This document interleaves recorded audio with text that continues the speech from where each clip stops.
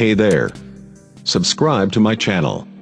And also press this bell icon, so you never miss any new updates, cause whenever we upload new video you will get a notification. بسم اللہ الرحمن الرحیم.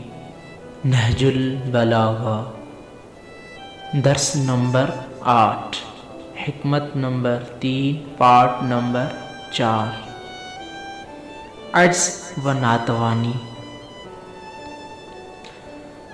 امام علی علیہ السلام اس تیسری number حکمت کے چوتھے حصے میں عجز و ناتوانی کی نشاندہی فرماتے ہیں. قال الامام علی علیہ السلام والعجز آفت، عجز و ناتوانی آفت و مصیبت ہے. عجز کی تعریف: کسی کام کو انجام دینے سے قاصر ہونا، اس کو عجز کہتے ہیں.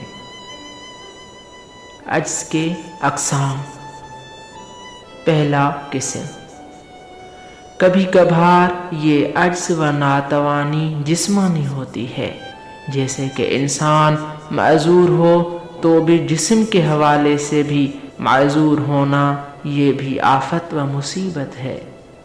دوسرا قسم، کبھی کبھار یہ عجز و ناتوانی اقتصادی ہوتی ہے، یعنی کہ انسان کے پاس پیسے نہیں ہوتے کہ وہ اپنے حقوق ادا کر سکے، معذور ہوتا ہے تو یہ بھی اقتصادی حوالے سے معذور ہونا، یہ بھی آفت و مصیبت ہے.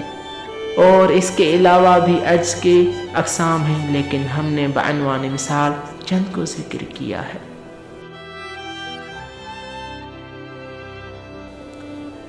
اور آخر میں اللہ تعالیٰ سے دعا ہے کہ ہمیں عجز و ناتوانی سے بچا کے رکھے اور اپنے حفظ و امان میں رکھے.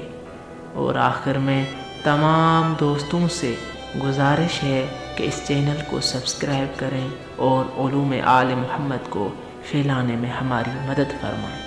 اللہم صلی علی محمد و آل محمد وعجل فرجہم.